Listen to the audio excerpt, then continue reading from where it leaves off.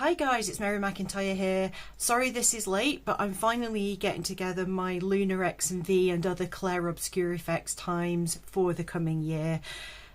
Life has been really lifing recently, so I'm sorry that this is about 4 weeks later than I normally do this. So I'm sorry that I wasn't kind of giving any information out there for January, but ready for the next lunar cycle, everything is collated and together. When I first started doing this, I was focusing purely on Lunar X and V. Over the last few years, that has now evolved to include lots of other things, and that has meant that my document has been getting increasingly complex.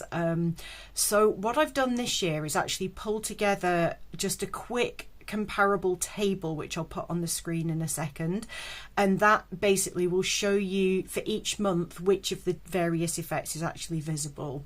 So now in my document I'm including the Lunar X and V, the face in Albategnius. The time for that won't be precise, but it'll give you a ballpark figure of when that'll be visible.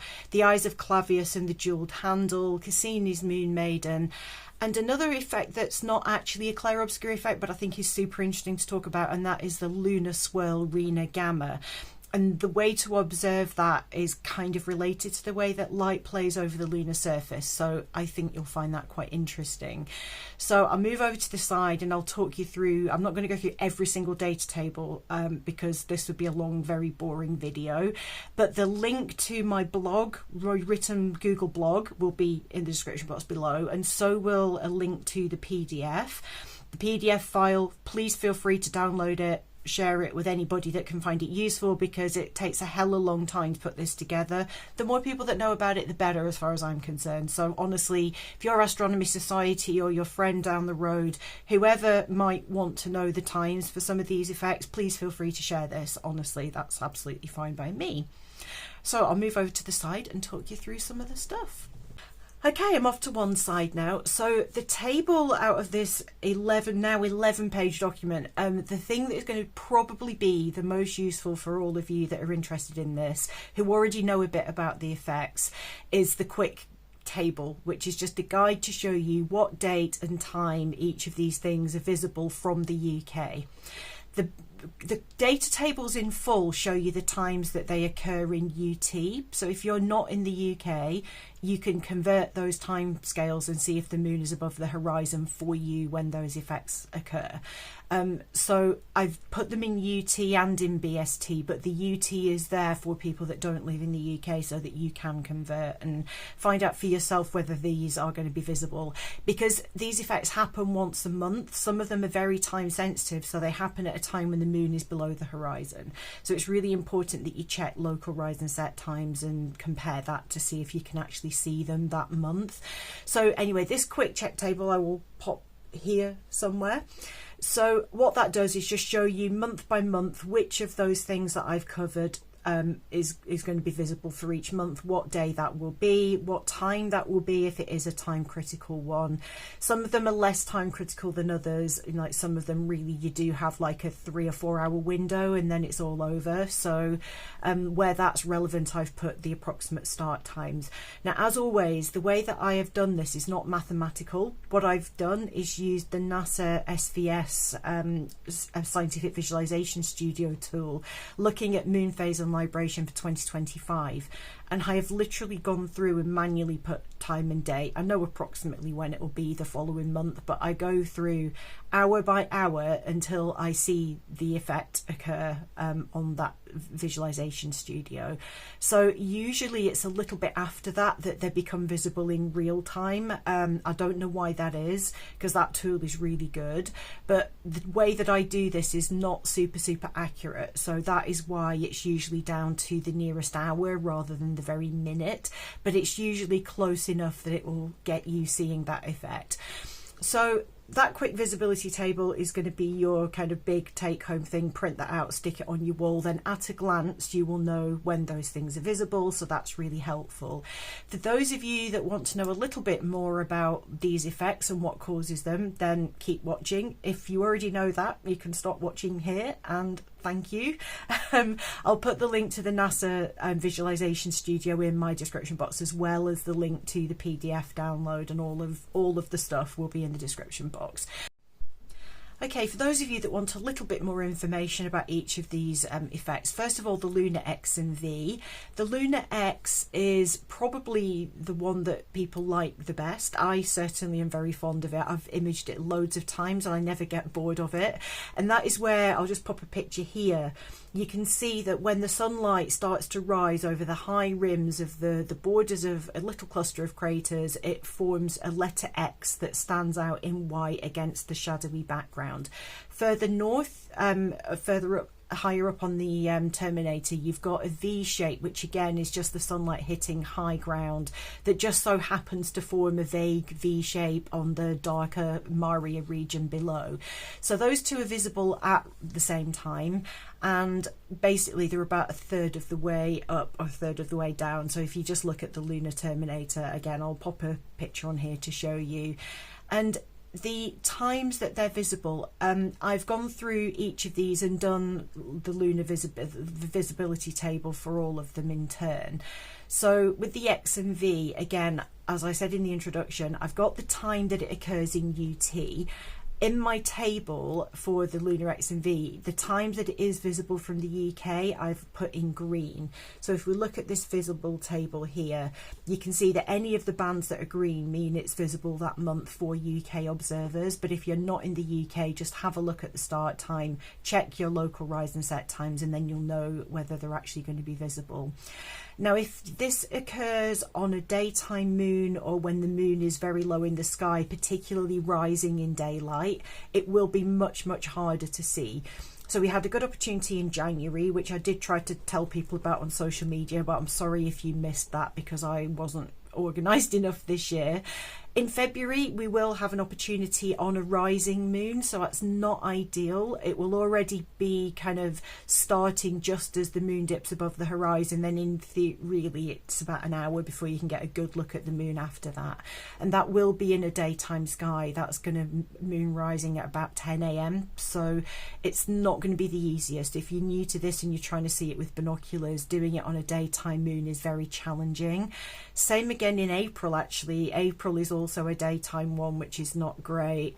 What else is daytime? June is also daytime, and then July is on a setting moon. So we really don't have a lot of luck this year for the X and V, to be honest.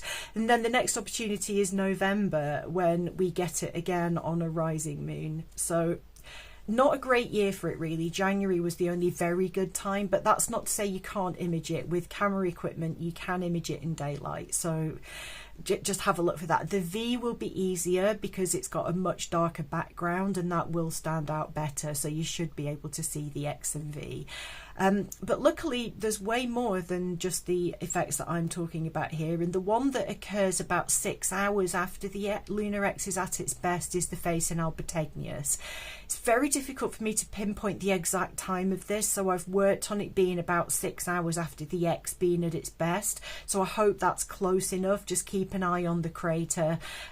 Basically what you're looking for here is in the shadow. I'll pop the little picture here. You've got just a side profile of a face, so you need the lighting angle to be bang on, otherwise the face is distorted or too squashed. So that one is very, very time sensitive. So hopefully the information, like the really precise times, will be published elsewhere, and I'll be able to feed that on social media.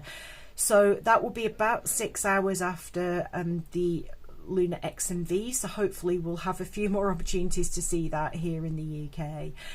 The eyes of Clavius, this is a really cool one. So Clavius is one of the largest craters in the southern hemisphere of the moon.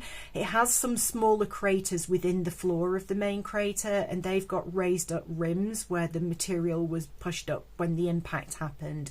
As the sun rises over that area, it hits the outline of those two craters, leaving you this kind of pair of eyes looking out from the floor of the crater.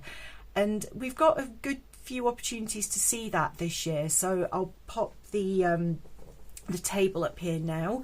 So January was quite good. February and April and May should be good for that.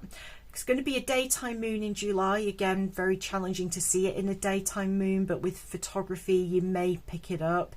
Then we get another opportunity in September and again in November. So we've got quite a few chances in the UK for the eyes of Clavius this year, which is great. Now the next one that I've included is the jewelled handle, which is when the sun is rising over Sinus Iridum, the Bay of Rainbows, and it's just one of my very favourite parts of the moon. I love that region so much. And basically the jewelled handle name comes from the sun hitting the high parts along the edge of that little inlet. It's like a harbour wall, I always think of it as, and it's just so beautiful. And when the sun first rises over that, the bit the other side is in shadow, the bit on the floor of the basin is in shadow, and it's just that harbour wall that's nice and bright and white. But even when the sun has got a bit higher over there, the jewelled handle is still quite apparent, so it doesn't have that really critical time stamp the way that some of the others do. So basically I've included the visibility times here for the jewelled handle, and yeah, that's the start time. But basically if you observe the moon on that date, that evening, you should be able to see the jewelled handle, even if it's not quite at its best. That is when the sun is rising over that area. It takes quite a long time to rise fully over that area, so that's really nice to look at any time on the date that I've published in that table. Sort of related to Sinus Iridum, once the sun has fully risen over the whole of Sinus Iridum, Promontorium Heraclides is an area as in the picture that I showed you before. It's on the lower right side.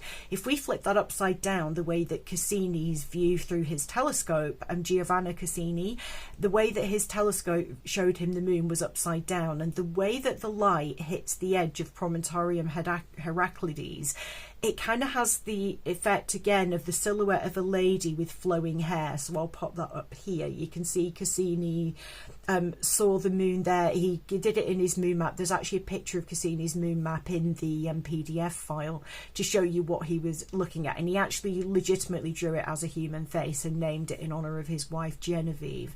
So that is another feature that is visible for ages. It's not, doesn't have like a really critical timestamp. So I've put, again, in the timetable here, I've put the time that it starts, but you can actually see that for a couple of days after that. So if on that night you have a cloudy sky but it's going to be clear the next day, still have a look at that and just think of the image upside down, and then you'll get a really good idea of what Cassini was seeing. The human brain is just programmed to see faces where there are no faces. It's kind of bizarre. Now the final one that I've included, like, just to say, there are hundreds more clair obscur effects. There's a link in the PDF file to the Wikipedia article that links you through some of them, but there are hundreds, absolutely loads of them. And if there are any interesting ones coming up, I will talk about them in the Star Diary podcast as well. So make sure that you're subscribed to that podcast.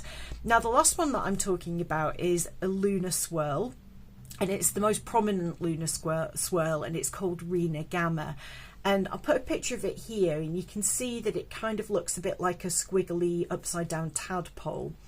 Normally when the sun is fully illuminating the lunar surface, all the bits that show up really bright and white are the bits that are raised up higher. And when the lunar terminator is close to that region, you then end up with shadows being cast, and you can see the kind of topographical layout of the terrain.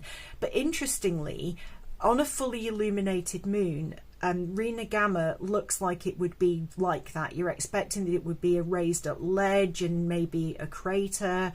But when you look at the picture on the right hand side of this collage, you can see that crater Reiner, just to the upper right of it, is showing topographical relief. All the features below it and to the left of it are showing topographical relief. But Reiner Gamma itself is still completely flush to the surface. It does not cast any shadows. And it's really unusual for brightly coloured high albedo material to be completely flush with the surface like that. And we don't actually fully understand how these form. We believe that it's something to do with magnetic anomalies within the lunar regolith, but there is the Lunar Vertex mission is actually going to go and investigate them more and hopefully help us to learn more about them. So Reiner Gamma is not the only one, but it's a really big one and it's quite easy to observe. And generally the times on the table that I'll pop up here now, they're really good fun to actually observe that when there is topographical relief around it. But even if you miss that particular night, looking at it under a full moon and as the moon wanes, you can still clearly see that bright tadpole. I just can't see anything other than a tadpole when I look at it. But I just think it's interesting, and it's kind of related to clair obscur effects because of the way that it doesn't behave like other clair obscur effects. So it's kind of an anti-clair obscur effect in a way, but I just think it's a really fascinating feature, and I must make a point of finding the other lunar swirls to observe and photograph as well because they're really cool. So all the information, far more information than I've covered in the video, is included in that PDF. So it's 11 pages now. It's taken me forever to put this together this year. Loads of pictures, loads of explanations, all the data tables, all there. But really, for those of you that are familiar with this stuff and you're still watching, thank you. Basically, that quick reference guide that I put up at the beginning is really the one that's going to help me the most, because you already know what the things look like, you know where they are, you just want to know when they're visible. So hopefully that was helpful to you. Thank you for your patience, and yeah, as I said, please feel free to share. Takes me forever to put this together. The more people that see it, the better. I just like helping people to see something they might not have seen before. So yeah, thanks so much guys, and I'll see you in the next one. Bye for now.